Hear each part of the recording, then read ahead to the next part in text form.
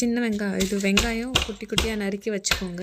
Next பச்சை மிளகா, கருவேப்பிலை, நெக்ஸ்ட்டு கொத்தமல்லி எல்லாம் கட் பண்ணி வச்சுக்கோங்க. என்னோடய பேபி பச்சை மிளகா ஆல்ரெடி சாப்பிட்டு இன்ட்ரடியூஸ் பண்ணதுனால நான் அதுவும் போட்டுக்கிறேன். No issue. உங்கள் குழந்தை வந்து நீங்கள் சாப்பிட்றதுன்னா போட்டுக்கோங்க, இல்லை கொஞ்சம் சில்லி பவுட்ரு கூட போட்டுக்கலாம். அப்புறம் ஒரு 3 to 4 டேபிள் ஸ்பூன் அளவில் கார்ன்ஃப்ளவரு, அப்புறம் கொஞ்சம் பெப்பரு, அப்புறம் கொஞ்சம் டர்மரிக் பவுடரு, நெக்ஸ்ட்டு கொஞ்சம் எள்ளு கொஞ்சம் ஆட் பண்ணியிருக்கேன்.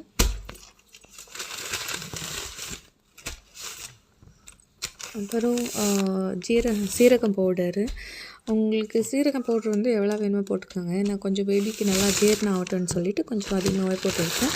அப்புறம் தேவையான அளவு உப்பு போட்டுட்டு நல்லா ஒரு மிக்ஸ் கொடுத்துருங்க. நீங்கள் ஸ்பூன் வச்சு மிக்ஸ் பண்ணிக்கலாம், இல்லைன்னா கையில் கூட மிக்ஸ் பண்ணிக்கலாம், நோ ப்ராப்ளம். நான் வந்து கையில் நல்லா மிக்ஸ் ஆகட்டும்னு சொல்லிவிட்டு நான் கையில் மிக்ஸ் பண்ணி வச்சுருக்கேன். அப்புறம் ஸ்டவ் ஆன் பண்ணிவிட்டு ஸ்டவ் மேலே தவா வச்சுட்டு தவா கொஞ்சம் நல்லா ஹீட் ஆகட்டும்.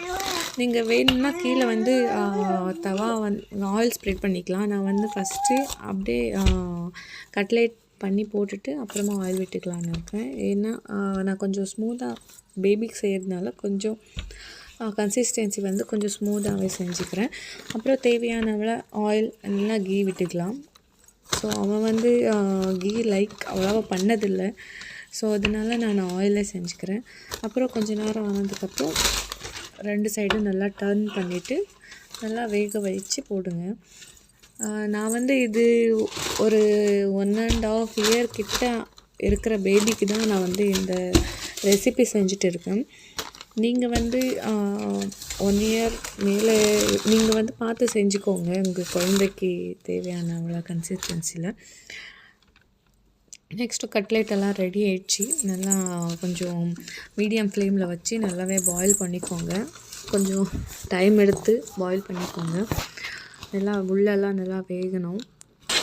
ஒன்ஸ் நல்லா குக் ஆனதுக்கப்புறம் உங்கள் பிடிச்ச மாதிரி உங்கள் பேபிக்கு வைக்கிற தட்டில் நல்லா டெக்கரேட் பண்ணி கொடுங்க. அப்போ தான் உங்கள் குழந்தை வந்து நல்லா விரும்பி சாப்பிடுவாங்க. பார்த்த உடனே அட்ராக்டிவாக இருக்கும். நான் கொஞ்சம் குக்கும்பர் கூட ஸ்லைஸ் பண்ணி வச்சுருக்கேன். குக்கும்பர் மேலே கொஞ்சம் சால்ட் பெப்பர் வச்சுருக்கேன். ஏன்னா இந்த கோல்ட் சீசன்ன்றதுனால சளி பிடிக்க வாய்ப்பு இருக்குது. ஸோ அதனால் ஓகே, அவனுக்கு கட்லெட்டுன்னா நிறையா குழந்தைங்க வந்து வெஜிடபிள்ஸு அப்புறம் சாப்பிட்றதுக்கு ரொம்ப கஷ்டப்படுவீங்க. அதனால் இந்த மாதிரி கட்லெட் செஞ்சு கொடுத்தா குழந்தைங்க நல்லா விரும்பி சாப்பிடுவாங்க. ஸோ என்னோடய பேபிக்கு வந்து கட்லெட்டுன்னா ரொம்ப பிடிக்கும். உங்களுக்கு பிடிச்ச வெஜிடபிள்ஸ் எல்லாம் போட்டு நீங்கள்